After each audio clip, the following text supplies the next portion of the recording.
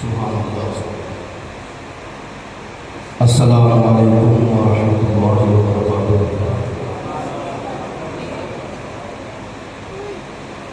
الحمد للہ الذی وکفى وسلام علی عباده الذین اصطفى، اما بعد فاعوذ باللہ من الشیطان الرجیم، بسم اللہ الرحمن الرحیم، قل لا اسألکم علیہ اجرا الا المودۃ فی القربى، آمنت باللہ صدق اللہ العظیم وصدق رسولہ النبی الامین المتین المبین المختار الکریم، ونحن على ذلك لمن الشاهدين والشاكرين، والحمد لله رب العالمين۔ قال النبي صلى الله تعالى عليه وسلم: ومن مات حب آل محمد صلى الله تعالى عليه وسلم مات شهيدا ومات مغفورا، او كما قال۔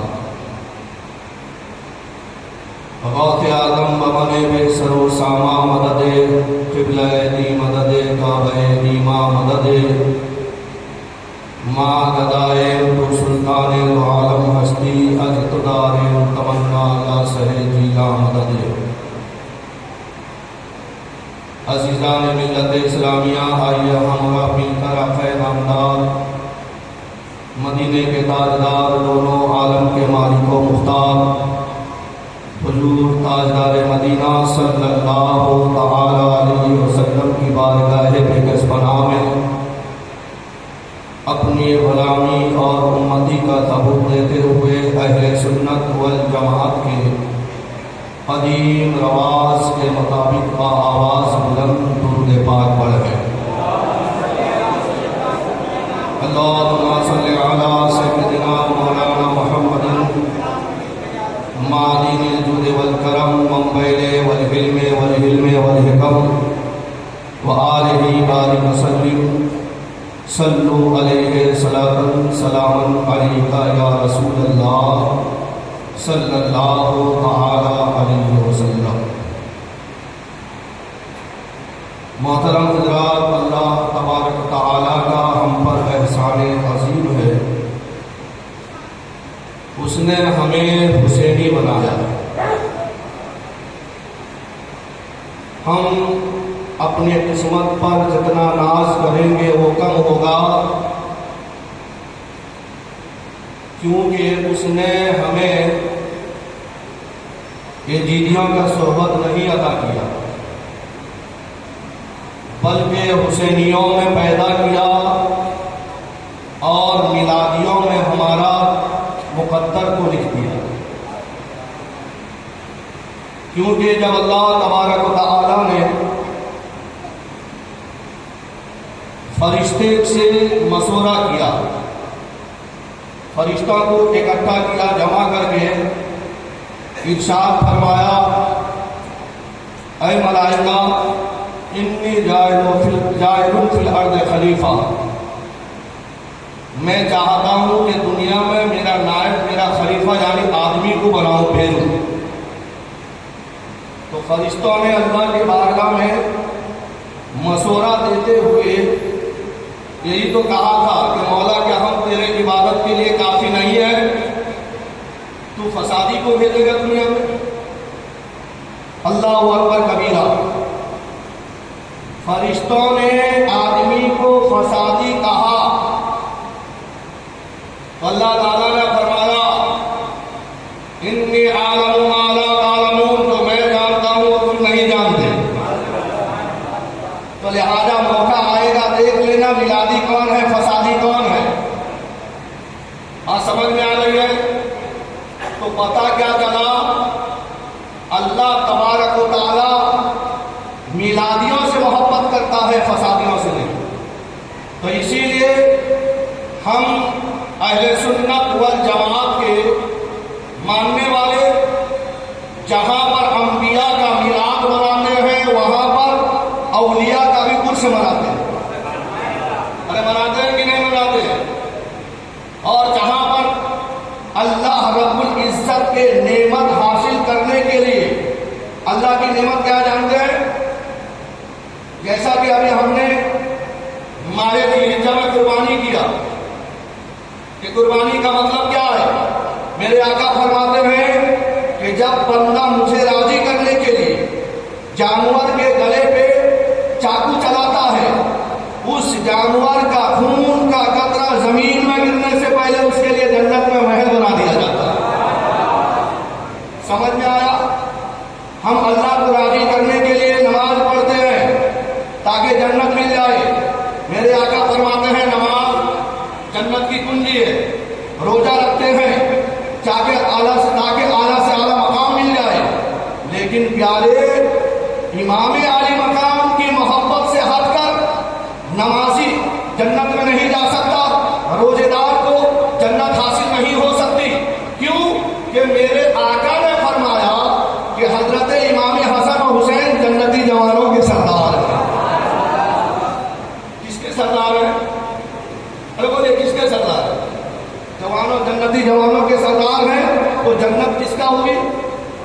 ارے بولے حسین کا ہے. جنت حسین کا ہے. اسی لیے تو اعلیٰ حضرت پکار کر کہتے ہیں عرش حق ہے مسند رفعت رسول اللہ کی، دیکھنی ہے حشر میں عزت رسول اللہ کی. ارے وہ جہنم میں گیا جو ان سے مستغنی ہوا ہے خلیل اللہ کو حاجت رسول اللہ کی. تجھ سے کیا جنت سے مطلب ہے؟ وہابی دور ہو، ہم رسول اللہ کے جنت رسول اللہ. بلکہ یہیں پہ چھوڑا نہیں اعلیٰ حضرت نے. کیا فرماتے ہیں کہ اہل سنت کا ہے بیڑا پار اصحاب حضور. کس کا پار ہے بیڑا؟ ارے بولیے، بیڑا سمجھتے ہیں نا، کشتی، ناؤ. اہل سنت کا ہے بیڑا پار اصحاب حضور. نظم بھی ہے ناؤ بھی اطرت رسول اللہ. نظم اور ناؤ اطرت رسول اللہ کی، یعنی رسول اعظم صلی اللہ تعالی علیہ وسلم کے اطرت سے محبت کرنا وہی جنتی فرقے کا پہچان ہے. اسی لیے اللہ تبارک و تعالیٰ نے قرآن مقدس میں ارشاد فرمایا قل لا اسألکم علیہ اجرا الا المودۃ فی القربی. اے محبوب آپ ان لوگوں سے فرما دیجئے جو لوگ آپ کو تبلیغ دین کے عوض میں کچھ دینا چاہتے ہیں، نذرانہ دینا چاہتے ہیں یا دنیا کی مال دینا چاہتے ہیں، ان سے کہو نہیں، مجھے اس کی ضرورت نہیں. اگر تم مجھے دینا چاہتے ہو الا المودۃ فی القربی، تم میرے اہل بیت اور قرابتداروں سے محبت کرو. اب ظاہر بات ہے کہ جب اہل بیت اور قرابتداروں سے محبت ہو جائے گی، مشکات شریف میں میرے آقا کا حدیث پاک نقل ہے. میرے آقا فرماتے ہیں کہ وَمَن مَاتَ حُبِّ آلِ محمد صلی اللہ تعالی علیہ وسلم ماتا شہیدہ وہ ماتا مغفورا. کہ جو میرے اہل بیت اطہار کی محبت میں رہتا ہے وہ جب مرے گا اللہ تعالیٰ اس کو شہید کا درجہ عطا کرے گا اور اس کی مغفرت بھی فرما دے گا. تو لہذا ہمارے درمیان میں جو یہ مبارک مہینہ رواں ہے، اسلام کا 1444 سن ہجری کا پہلا نیا سال کا مہینہ رواں ہو چکا ہے. اور اسی مہینے کے 10 تاریخ میں بے شمار ایسے اہم واقعات گزرے ہیں جہاں پر اللہ تعالیٰ نے حضرت آدم علیہ السلام کی توبہ قبول فرمائی. وہیں حضرت آدم علیہ السلام کو بھی پیدا کیا اسی عاشورہ کے دن میں. کب پیدا کیا؟ عاشورہ کے دن، جہاں پر اللہ تبارک و تعالیٰ نے موسیٰ علیہ السلام کو کامیابی عطا کی اور حضرت یونس علیہ السلام کو مچھلی کے پیٹ سے نکالا، وہی عاشورہ کے دن ہے. تو آج چاند کا 6 تاریخ ہو چکا ہے. کتنے تاریخ ہو چکا ہے؟ چاند کا 6 تاریخ ہو چکا ہے. اور چاند کے 9 تاریخ سے لے کے 10 تاریخ تک یہ بہت اہم وقت اور اہم لمحات ہیں. میرے پیارے آقا علیہ السلام کے پیارے دیوانوں، میرے آقا کا فرمان ہے، میرے آقا فرماتے ہیں من تصبح بقومہ فہو منہم، کہ جو جس قوم کے ساتھ میں رہے گا، جو جس قوم کے طریقے کو اپنائے گا، قیامت کے دن اللہ تعالیٰ اس کو اسی کے ساتھ میں حشر کرے گا۔ محترم حضرات، ماہ محرم الحرام کا جو مبارک مہینہ ہے، یہ ڈھول تاشے بجانے کا مہینہ نہیں ہے، یہ شراب کا مٹکا لے کے گھومنے کا مہینہ نہیں ہے، یہ وہ مہینہ ہے اگر بندہ پورے سال کے اندر میں اگر کوئی گناہ کیا، چھپ کے کیا ہو یا ظاہر کر کے کیا ہو، ایسا گناہ کر دیا ہے کہ جب کہ وہ مرنے کے بعد تو کیا دنیا میں ہی اس گناہ کے عذاب میں مبتلا ہو جاتا ہے، اب اس بندے کو چاہیے کہ اب وہ اللہ کو راضی کرنا چاہے تو وہی عاشورہ کے دن محرم کے 10 تاریخ کو توبہ و استغفار کرے، اللہ تبارک و تعالیٰ اس کے توبہ کو قبول فرمائے گا۔ میرے پیارے آقا علیہ السلام کے پیارے دیوانوں، بزرگان دین فرماتے ہیں کہ عاشورہ کے دن ایک دعا پڑھی جاتی ہے، اگر وہ بندہ عاشورہ کے دن اس دعا کو اللہ کو راضی کرنے کے لیے پڑھ لیا یا کسی سے سن لیا، 1 سال کا اس کا زندگی کا بیمہ ہو جاتا ہے۔ 1 سال تک اب اس کو موت آئے گی نہیں اگر وہ دعا اس کے لیے قبول ہو گئی، تو قبولیت کے لیے یعنی جو ہے نیت کا صاف ہونا ضروری ہے، دکھاوا کے لیے نہیں ہے۔ تو میرے پیارے آقا علیہ السلام کے پیارے دیوانوں، تو آئیے ہمیں اس مبارک مہینے میں کیا کرنا ہے اور کس کے طریقے کو اپنانا ہے، کچھ حدیث پاک کے روشنی سے میں اپنے گفتگو کو آگے بڑھاؤں گا۔ حدیث پاک پڑھی اللہم صلی علی سیدنا مولانا محمد صلاۃ سلام علیکہ یا رسول اللہ صلی اللہ تعالی علیہ وسلم۔ میرے آقا مصطفیٰ جان رحمت صلی اللہ تعالی علیہ وسلم فرماتے ہیں میرے اہل بیت اطہار کی محبت، جس نے میرے اہل بیت اطہار کی محبت میں ایک دن گزار دیا،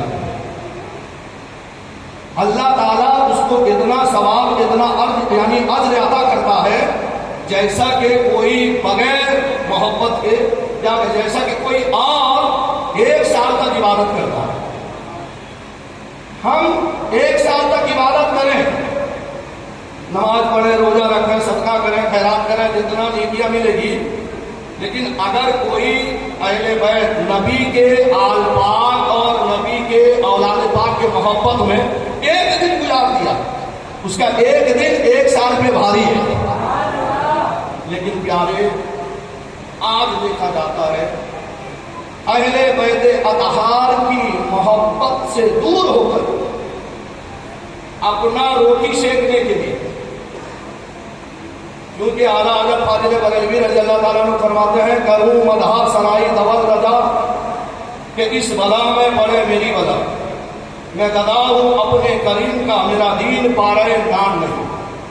یعنی اعلیٰ حضرت فرماتے ہیں کہ یہ دین جو ہے یہ روٹی کا ٹکڑا نہیں ہے کہ کسی سود خور کا واہ واہ کرو اور آل نبی کے کسان نبی ادبی کرو۔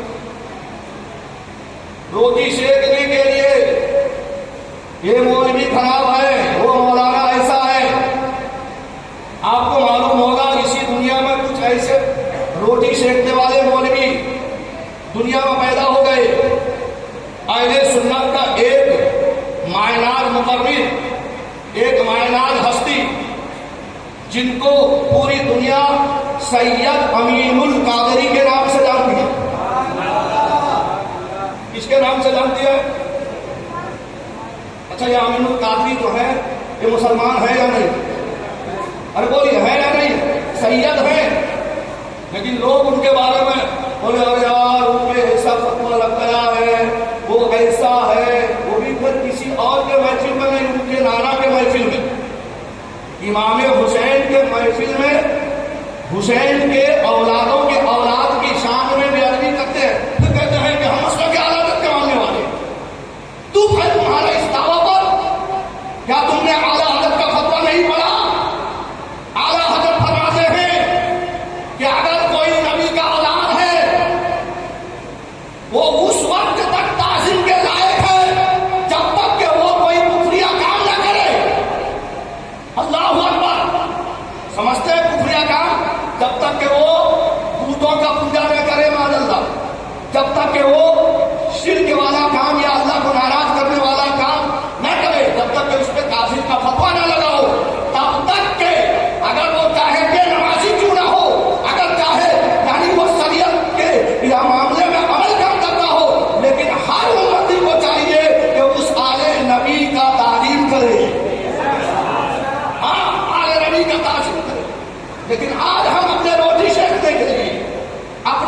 یعنی جو ہے مبارکہ بیان میں لوگوں سے نعرہ لگوانے کے لیے ایسے آل نبی کے سامنے میں بھی ادبی کرتے ہوئے نظر آتے ہیں اور لوگ نذرانہ دیتے ہوئے نظر آتے ہیں اور اپنے محلے کے پروگرام میں بلاتے ہوئے نظر آتے ہیں.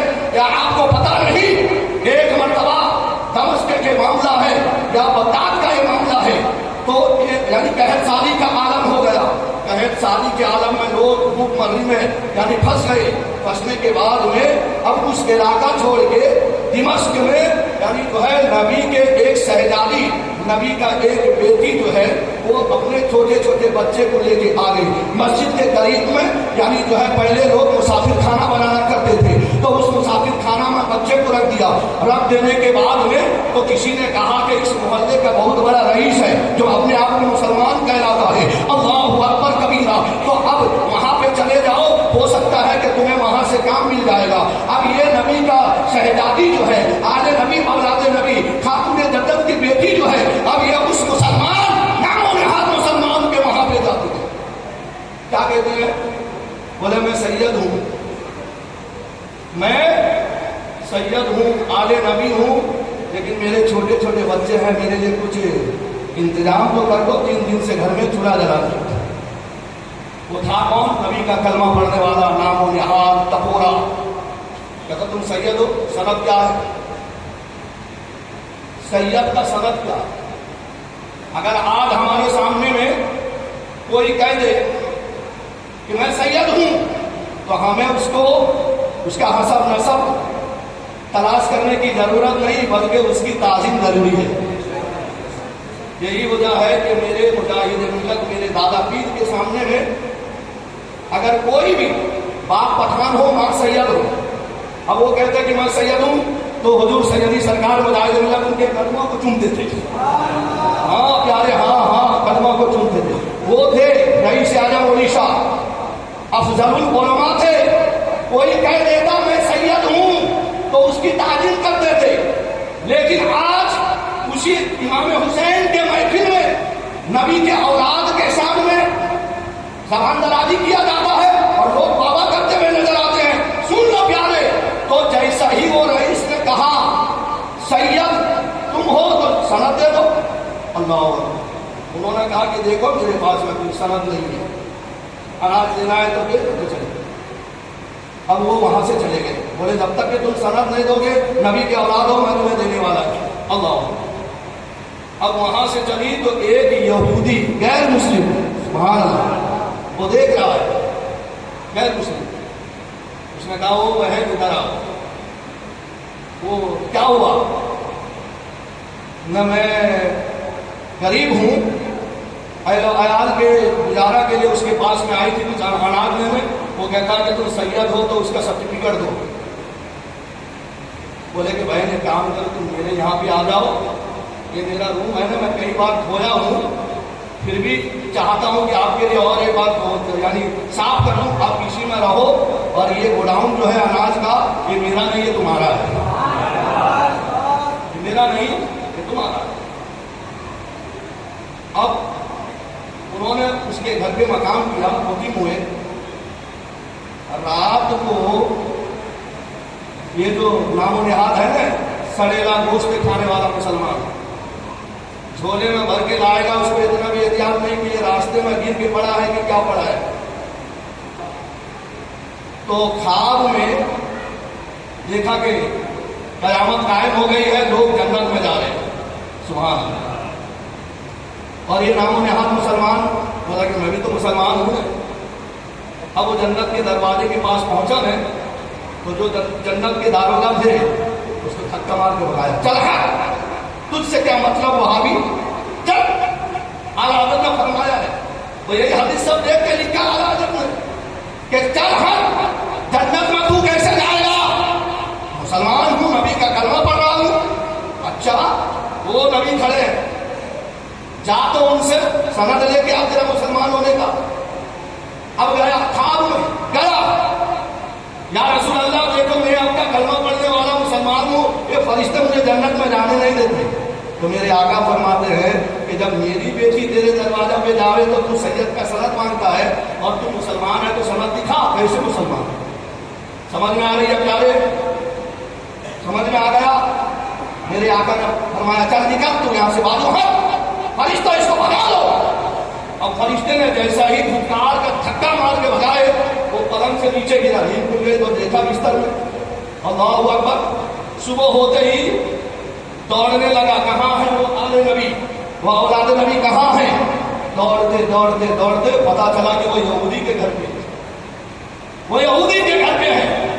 जाके यहूदी का दरवाजा खटखटाया, क्या है?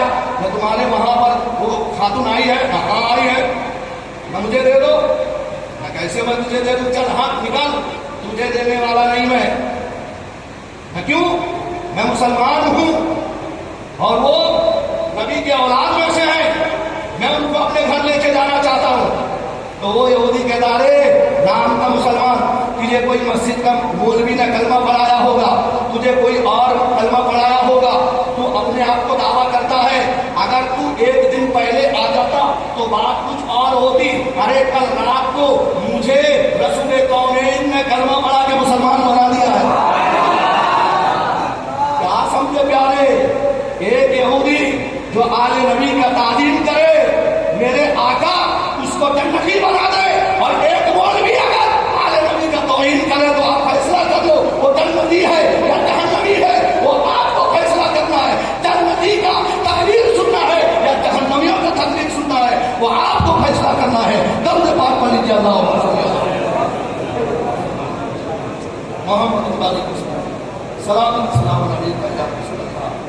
जहां पर कुरान में ताजी में अहले बैत का ऐलान किया गया, वहीं पर मेरे आका मुस्तफा ने भी बार बार कहा है कि जिसने मेरे अहले बैत से मोहब्बत की वो मुझसे मोहब्बत की, अल्लाह उससे मोहब्बत करेगा। और यहाँ तक के हुज्जतुल वदा के मौका पर मेरे आका फरमाते हैं ऐ मौला ये मेरे अहले बैत है, ये फातिमा है, ये अली है, ये हसन और हुसैन है, और यानी मौला मैं इससे मोहब्बत करता हूँ, तू भी इससे मोहब्बत कर, और जो इनसे मोहब्बत करे तू उनसे मोहब्बत कर, और जो इनसे बगावत रखे मौला तू उनसे बगावत रख। तो लिहाजा हमें चाहिए कि अहले सुन्नत वल जमात के यानी सही मसलक तरीके को अपनाना है, और आला हज़रत ने जो हमें अहले बैत की ताज़ीम सिखाया है तो उसी नक्श कदम पर चलकर अपनी किस्मत को संभालना। आपको मालूम होगा कि मुसल्ला के तरीके से हम नमाज पढ़ते हैं, ये मुसल्ला किसके तरीके पे है? हनफी। 4 मुसल्ला है, एक है अबू हनीफा का मुसल्ला, एक इमाम अहमद बिन हम्बल का मुसल्ला, और एक है इमाम शाफई का मुसल्ला, और एक है इमाम मालिक का मुसल्ला। ये हमारा जो मुसल्ला है, हमारा इमाम जब मदरसे में बच्चे को पढ़ाते थे ना, 400 खाली मुफ्ती उनके क्लास में होते। कितने होते थे? 400 मुफ्ती। उनका मदरसा जहां पे था वहीं पे एक बागीचा था, प्ले ग्राउंड, खेल का मैदान था। तो मोहल्ले के बच्चे आके वहीं पर खेलते थे बॉल। जब बॉल खेलते थे और बॉल खेलते खेलते कभी कोई यानी बॉल खेलने वाला जोर से बॉल खेल देता तो वो बॉल जो है हजरत इमाम अबू हनीफा के मदरसा में आके गिर जाता। लेकिन कोई बच्चा जाता नहीं डर के मारे, कोई बच्चा जाता नहीं डर के मारे। तो उसी खेलने वालों में एक बच्चा छोटा सा होता, उसी को भेज देते, जाओ वो बॉल लेके आ जाओ। जैसा वो बच्चा बॉल लेने के लिए आते तो हजरत इमाम अबू हनीफा खड़े हो जाते ताजीम। बेशुमार हदीस बुखारी शरीफ मौजूद है, यानी बहुत सारे नबी का हदीस मौजूद है। दर्स दे रहे, यहाँ तक कि फतवा लिखने के लिए किताब का उन्वान सब लिखा हुआ है कि ये फतवा का मसला कहाँ पे है, ये फतवा का मसला कहाँ पे है। तो हजरत अबू हनीफा कभी अपने यानी जो है जानों पर भी किताब रखे होते, और जैसा ही वो बच्चा आते वो खड़े हो जाते, किताब भी गिर जाती, फिर वो बच्चा बॉल लेके चले जाते। फिर थोड़ी देर में फिर बॉल आती, फिर वही बच्चे आ जाते, तो फिर इमाम अबू हनीफा खड़े हो जाते। इसी तरीके से जितने बार वो बच्चा इमाम अबू हनीफा के मदरसा पे आते, इमाम अबू हनीफा उनकी तालीम के लिए खड़े हो जाते। और 400 शागिर्द में تو کسی کا مزاج تو میں تو کچھ کھٹکے گا. تو ایک شاگرد نے کہا کہ حضور وہ جب بھی وہ بچہ آتا ہے تم ان کے تعظیم کے لیے کھڑے ہو جاتے ہو. ارے بچہ ہے وہ بار بار آئیں گے, کیا آپ بار بار کھڑے ہو گئے؟ تو حضرت امام ابو حنیفہ کہتے ہیں اگر دن میں 1000 بار آ جائے میں ان کی تعظیم کے لیے 1000 بار کھڑا ہوں گا. تو شاگرد کہنے لگے حضور کیوں ان کی تعلیم کے لیے کھڑے ہو گئے؟ تو حضرت ابو حنیفہ رضی اللہ تعالیٰ عنہ ارشاد فرماتے ہیں کہ وہ میرا استاد کا پوتا ہے. کس کا پوتا ہے؟ ارے بولیے. وہ استاد کا پوتا اگر آ جائے 1000 بار آئے تو وہ پڑھنے والا شاگرد اپنے استاد کے پوتے کے تعظیم کے لیے کھڑا ہو جائے. اے مسلمانوں, قرآن میں یہ نہیں کہا گیا کہ تمہارے استاد کا پوتا آ جائے تو اس کی تعظیم کرو, تمہارے استاد کا بیٹا آ جائے تو اس کی تعظیم کرو, تمہارے استاد کا نماشا آ جائے تو اس کی تعظیم کرو. نہیں, قرآن میں آیا ہے اگر تمہارے پاس میں نبی کا نماشا آ جائے یا نبی کا گھر والے آ جائے تو ان کی تعظیم کرو, ان کی تعظیم کرو. جب استاد کا پوتا کا اتنا تعظیم ہے تو رسول کونین کے نماشے کا کتنا تعظیم ہوگا یہ اعلیٰ حضرت جانتے ہیں اور غوث اعظم جانتے ہیں تو امام ابو حنیفہ جانتے ہیں. اسی لیے تو اعلیٰ حضرت نے کہہ دیا اہل سنت کا ہے بیڑا پار, اصحاب حضور نظم بھی ہے ناؤ بھی ہے, اطرت رسول اللہ کی عرش حق میں عرش حق ہے مسند رفعت رسول اللہ کی, دیکھنی ہے حسن میں عزت رسول اللہ کی. ایک مرتبہ درد پاک.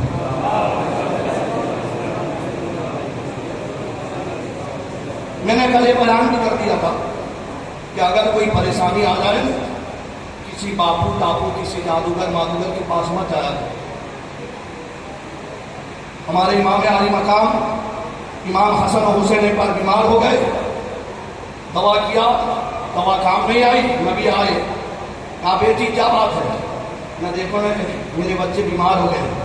تو میرے آقا نے فرمایا ایک کام کرو, اگر تمہارے بچے کو تندرستی چاہتے ہو بچے کی تو منت مان لو کہ اللہ میرے حسنین کریمین کو تندرستی عطا کر دے, ہم روزہ رکھیں گے. کیا رکھیں گے؟ روزہ رکھیں گے. روزہ رکھا گیا اللہ حاضر قیاس. لیکن یہ جو ہمارے درمیان میں مبارک مہینہ رواں دواں ہے 10 تاریخ کو محرم کا دن, کون سا دن ہے؟ تو ہمارے سنی کے بچے سمجھتے ہیں کہ محرم کا مطلب ڈھول تاشے بجانا. نہیں, ڈھول تاشا بجانا یہ سنی کا طریقہ نہیں ہے. تلاوت قرآن کرنا یہ سنی کا طریقہ ہے. صدقہ و خیرات کرنا یہ سنیوں کا طریقہ ہے. کیوں؟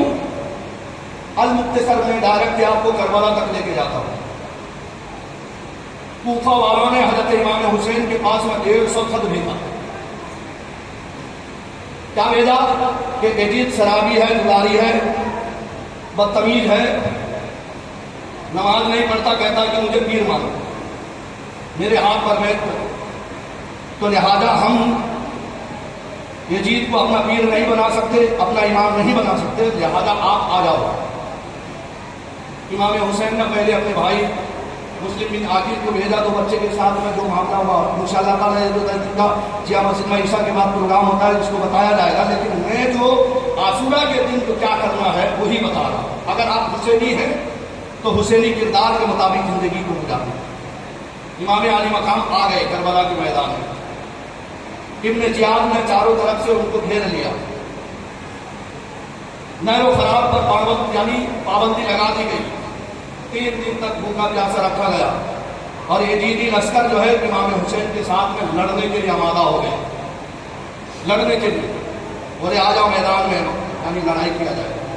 تو حضرت امام حسین نے کہا کہ میں لڑنے کے لیے نہیں آیا ہوں, بلکہ لوگوں نے بلایا تھا, میں اس کے لیے آیا ہوں. اگر تم مجھے پسند نہیں کرتے ہو پھر ہم چلے جاتے ہیں. اعلیٰ حضرت قیاس. آخرکار یزیدی ماننے کے لیے تیار نہیں ہوئے. جب ماننے کے لیے تیار نہیں ہوئے, بور نام کا ایک سپہ سالار کو یعنی ابن زیاد نے بھیج دیا امام حسین کی گرفتاری کے لیے. لیکن جب وہ امام حسین کا یعنی جلوہ جیبہ دیکھے, وہ بور بھی سمجھ گیا کہ یہ فسادی والوں میں نہیں ہے, یہی کامیاب والوں میں. ہے۔ تو حور نے بارہا کہا کہ دیکھو میں وہاں پہ نوکری کرتا ہوں، ملازم ہوں، مجھے اجتماع کا حکم ماننا ضروری ہے، تو لہذا یعنی آپ سے میں یعنی گرفتار نہیں کرتا ہوں، لیکن آپ جو ہے یعنی جو ہے اپنا کوئی اور راستہ اختیار کریں۔ حضرت امام علی حسین امام علی مقام نے فرمایا کہ دیکھو کل عاشورہ کا دن ہے اور آج جو رات ہوگی وہ عاشورہ کی رات ہوگی، تو لہٰذا اگر یزید کرنا چاہتا ہے تو کوئی بات نہیں، اس کی مرضی ہے، لیکن ایک رات ہمیں مہلت دینا، ایک رات کی ہمیں مہلت دینا۔ ہاں کوئی بات نہیں، ایک رات کی مہلت دے دیں۔ اب یزید کے طرف سے وہ حور آئے تو آدھی رات کو عاشورہ کی رات، جس رات میں ہمارے بچے ڈھول بجا کے بٹوا میں گشت کرتے تازیہ لے کر، جس رات کو، ہاں وہ کون سی رات ہے، وہ امام حسین نے اس رات کو کیا کیا تھا وہ سمجھنا۔ اب آدھی رات کو حور یزیدی خیمے سے نکلے خنجر لے کے، بولے دیکھتا ہوں 22,000 کا یزیدی لشکر اپنے خیمے میں کیا کرتے ہیں اور 72 حسینی لشکر وہ کیا کرتے ہیں۔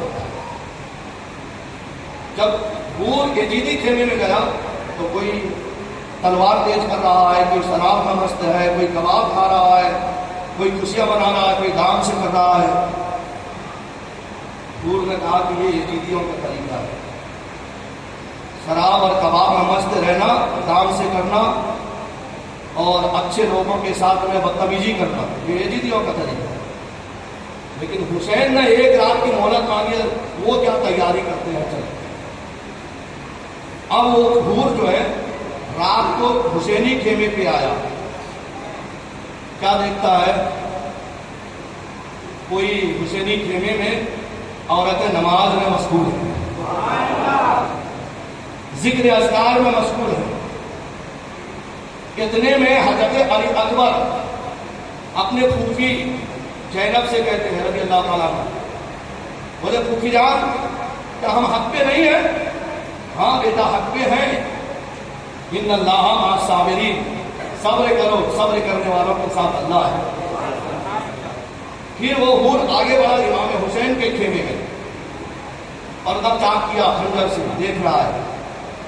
حضرت امام علی مقام رضی اللہ تعالیٰ عنہ یعنی نماز میں مشغول تھے، جیسا ہی نماز سے سلام پھیرا، ایک چھوٹی سی ننھی سی پیاری سی لڑکی جن کا نام سکینہ ہے، انہوں نے قرآن مقدس کو سینے میں لگا کر آگے بیٹھ گئی امام حسین کے سامنے۔ سبحان اللہ، کس کے سامنے بیٹھے؟ امام حسین کے سامنے۔ عرض کرنے لگے بابا آپ نے امام حسن کو بھی قرآن سکھایا، بابا آپ نے علی اکبر کو بھی قرآن سکھایا، یعنی امام حسن نہیں، حسن مصنع جو حضرت علی اکبر کا نام ہے، لقب ہے، حضرت علی اکبر کو آپ نے قرآن سکھایا، حضرت قاسم بھی آپ کے یعنی صاحب سے قرآن پڑھے، بہن سغرا جو ہے اس کو بھی آپ نے قرآن پڑھایا ہے، لہذا مجھے بھی قرآن پڑھا دو میں۔ یہ کہاں پہ بات ہو رہی ہے؟ قرآن پڑھنے کی بات کہاں پہ ہو رہی ہے؟ مدینے میں نہیں، کربلا میں ہو رہی ہے۔ دشمن چاروں طرف سے 22,000 کا یزیدی لشکر چاروں طرف سے محاصرہ کرے ہوئے ہے۔ وقت کی تھوڑا گنجائش چاہوں گا پیارے، چونکہ ہر وقت مطلب جو ہے بات ایسی چل جاتی ہے کہ ادھورا چھوڑنا یعنی جو ہے مناسب نہیں ہوتی۔ تو حضرت امام حسین جو تھے، حضرت سکینہ رضی اللہ تعالیٰ عنہا کو سامنے بیٹھا کر قرآن کا تلاوت کرا۔ اعوذ باللہ من الشیطان الرجیم، بسم اللہ الرحمن الرحیم، الحمدللہ رب العالمین الرحمن الرحیم، پڑھاتے جا رہے ہیں، روتے جا رہے ہیں، روتے جا رہے ہیں۔ بیٹی سکینہ کہہ رہی ہے بابا کیا علی اکبر کو پڑھانے کے وقت آپ روئے تھے؟ تو بابا کیا آپ نے سورہ کو پڑھاتے وقت آپ کی آنکھوں سے اشک جاری تھے؟ قاسم کو پڑھانے وقت کیا آپ روئے تھے؟ جب آج میں قرآن پڑھنے کے لیے آپ کے سامنے بیٹھ گئے، آپ رو رہے ہیں، وجہ کیا ہے؟ آقا حسین کہتے ہیں بیٹی علی اکبر نے قرآن کو پڑھا اور ختم میں نے کرایا، قاسم نے میرے پاس میں قرآن پڑھا ختم میں نے کرایا، سگرا نے قرآن پڑھا ختم میں نے کرایا، میرے بھانجے اولو محمد نے بھی قرآن پڑھے میرے پاس پڑھے، میں نے ان کو ختم کرایا ہے۔ اے بیٹی آج میں شروع کرا رہا ہوں، تجھے ختم کون کرائے گا یہی سوچ کر میں رو رہا ہوں، کیونکہ کل یزیدی ناہندار اپنے ناپاک ارادے لے کر ٹوٹنے والے ہیں، ہمیں جام سعادت کا جام پلانے والے ہیں، اور نانا حوض کوثر پہ ہمارا انتظار کر رہے ہیں۔ اسی لیے میں رو رہا ہوں کہ قرآن تو آج میں تمہیں پڑھا رہا ہوں، لیکن ختم کون کرائے گا اسی فکر میں مجھے رونی آ رہی ہے۔ اے مسلمانوں ذرا سوچو، کربلا معلیٰ میں امام حسین نے اپنے خاندان والوں کو ڈھول تاشا بجانے کا حکم نہیں دیا تھا، سینہ کوبی کا حکم نہیں دیا تھا، بال نوچنے کا حکم نہیں دیا تھا، بے پردگی یعنی جو ہے ایک نامحرم ہاتھ کو پکڑ کے ہمارے ماں بہنیں گلی کوچوں میں جو گھوم رہے حضرت امام حسین نے یہ درس نہیں دیا تھا، بلکہ جب میدان کاردار میں آخری سے سوار بن کے گئے تھے تو حضرت بی بی زینب سے کہا تھا بہن نانا کا شریعت کا لاج رکھنا، کبھی شریعت کا خلاف نہیں کرنا، کبھی سینہ کوبی مت کرنا، کبھی بے پردگی یعنی جو ہے یہ چیزیں آپ کو دمشق کے کربلا سے لے کر دمشق تک جو ہے لے کے جائیں گے، لیکن آپ ہمیشہ اپنے پردے کا خیال رکھنا، اپنے نانا کا عزت اور آبرو پہ آج آن نہیں دے۔ مسلمانوں یہی وہ داستان کربلا ہے کہ حضرت امام حسین نے یہی تو کہا تھا کہ مدینے والوں گواہ رہنا نماز میری قضا نہیں ہے، حسین جیسا شہید اعظم جہاں میں کوئی ہوا نہیں ہے، چھری کے نیچے گدا ہے لیکن کوئی کسی سے گلا نہیں ہے، غریب امت کی بے بسی پر حسین کا یعنی دل جھکا تھا، لیکن یزید جیسے سقی کے آگے حسین کا سر جھکا نہیں ہے۔ لیکن آج ہم اسی حسین کے اونچا سر کو توہین اور نہ جانے کیسے کیسے یعنی بیہودگی میں آلودگی میں جاننے کے لیے تیار ہو کر اپنے بچے کو جو ہے یزیدی طریقے کے مطابق جو ہے کام کاج کرنے کے لیے یعنی ہم آمادہ کر دیتے ہیں۔ آپ کے محلے میں مسجد میں محفل میلاد امام حسین کا نام کا ذکر ہو رہا ہے، لیکن ہمیں اس کا کوئی پرواہ نہیں ہے کہ ہمارے بچے آئیں یا نہ آئے، کیونکہ محترم حضرات میرے آقا فرماتے ہیں کہ جو اہل بیت اطہار کی محبت میں رہتا ہے جب مرے گا وہ شہید بنے گا، اور میرے آقا نے یہ فرمایا کہ من تصبح بقومہ فہو منہم، کہ جو جس قوم کا طریقے کو اپنائے گا قیامت کے دن اس کا حشر اسی کے ساتھ ہے۔ امام حسین کا طریقہ یہ اہل سنت و جماعت کا طریقہ ہے یا نہیں ہے؟ اعلیٰ حضرت نے آل نبی اولاد نبی کی تعظیم کی، اور ہمیں بھی آل نبی اور اولاد نبی کی تعظیم کریں گے، کل قیامت کے دن حسین کے ہی ساتھ ہمارا حشر ہوگا۔ اور اگر ہم نے اپنے بچے کو ڈھول تاشا تالیاں مادیا وہ جو ہوتا ہے اس کے اوپر میں اگر کبھی موقع ہے تو میں بیان کروں گا اعلیٰ حضرت نے کیسا تالیاں بنانا جائز قرار دیا ہے، کیسا ناجائز قرار دیا ہے، بلکہ یہاں تک کہ ہماری حد ہو گئی۔ محرم کا مہینہ جب آتا ہے نا، محرم کے 10 تاریخ کو کوئی فاتحہ نہیں کرے گا، تیجا منائے گا، 40واں میں کھچڑا پکائے گا، بولے کہ امام حسین کا 40واں ہے ماں ہے۔ ارے 40واں مردے کا ہوتا ہے کہ زندے کا ہوتا ہے؟ ارے بولیے، مردے کا ہوتا ہے، ہمارا باپ مر جائے، ہمارا رشتے دار مر جائے، یعنی ہم 40واں کرتے ہیں نا۔ آپ بتا سکتے ہیں کہ امام علی مقام مردے ہیں کہ زندہ؟ زندہ ہے۔ قرآن میں اللہ تعالیٰ فرماتا ہے وَلَا تَقُولُوا لِمَن يُقْتَلُ فِي سَبِيلِ اللَّهِ أَمْوَاتٌ بَلْ أَحْيَاءٌ، کہ جو اللہ کے راہ میں مرتے ہیں وہ مردہ مت وہ زندہ ہے۔ میرا حسین زندہ، تو پھر 40واں کس کا بنا رہے ہیں؟